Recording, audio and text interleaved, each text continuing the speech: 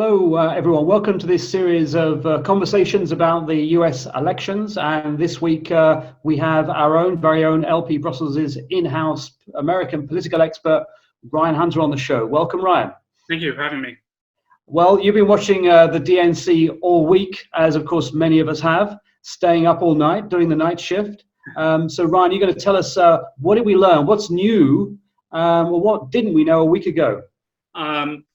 Well, to be honest, we didn't learn so much as things were confirmed.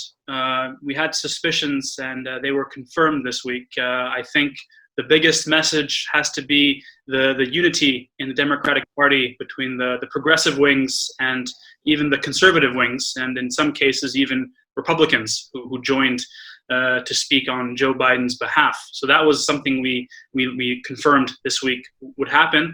And a second point was a very emotion-driven messaging. And these conventions serve to portray the party ahead of the general election, the message they want to get across. And the message for Joe Biden's campaign is quite clearly, this is a fight for the soul of the country.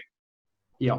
And do you think, I mean, given this is obviously like a convention like no other, there's no Razzmatazz, there's no balloons, there's not many people there. Do you think that message actually gets across to the US voters? I mean, are they watching or engaging in what is actually quite a flat event?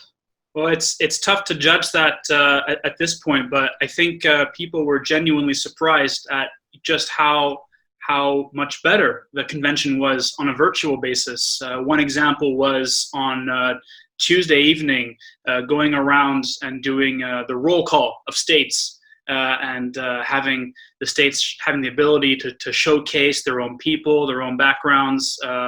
People really enjoyed that.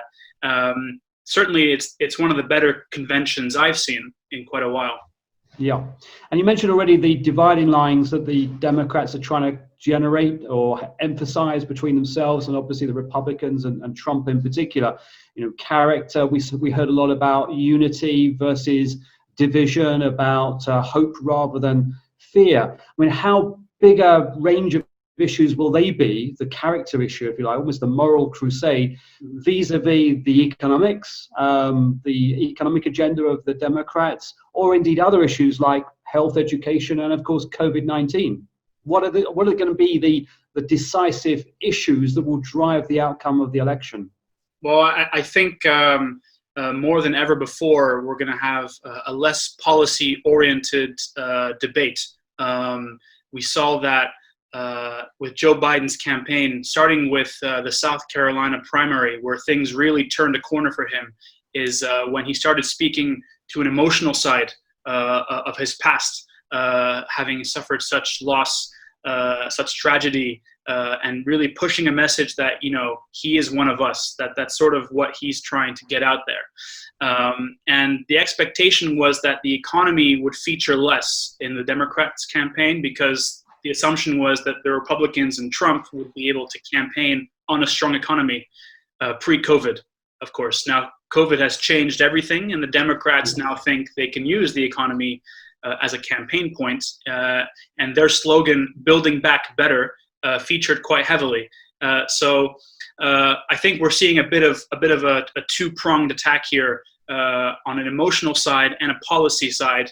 And I wouldn't be surprised now to see Joe Biden hitting more of the policy side post-convention. Yeah, okay. And if I can turn to the European perspective on events across the pond, those of us who work with both the previous Democrat regime and in the White House, the Democrat administration, and indeed the Republican administration, obviously have had no experience to compare with the existing administration, particularly in terms of issues like trade, free trade, the rules-based system, the Paris Accord, and indeed security. And I want to ask you, Ryan, from a European perspective, if Biden does indeed win, will we see a return to business as usual in the White House? Well, yes and no. And that's not a great answer, but I'll explain. In many ways, it'll be very different. A Joe Biden presidency, for instance, would see the U.S. come closer to the EU on climate change, and would see a U.S. that would re-engage in a more meaningful manner on the multilateral institutions.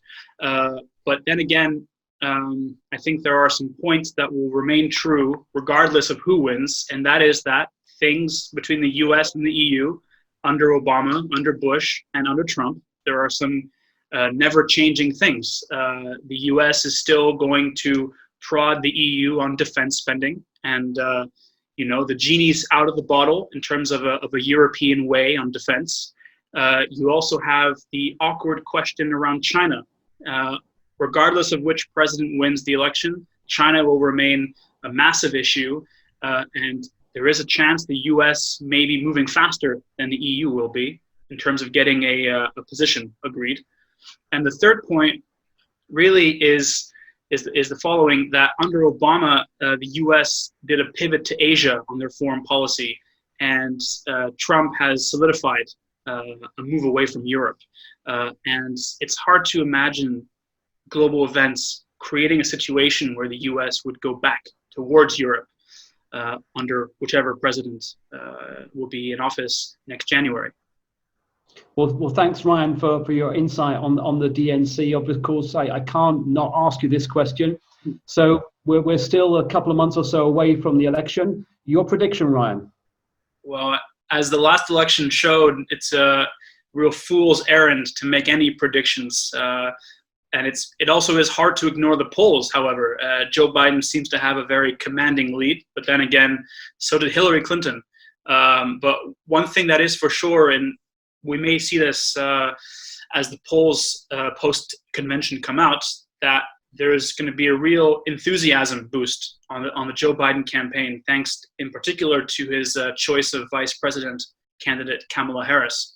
I think these will be borne out in the opinion polls that the party pays for, that will come out end of this week. So in terms of a prediction, hard to say, but there is a much stronger feeling of enthusiasm around the ticket. Well, thank you, Ryan Hunter, for joining us and sharing your insight on the DNC. Hopefully, Ryan, you can join us next week to give us your views on the RNC. I look forward to that. Looking forward to it. Thank you, Mark. Okay, take care, Ryan. Bye.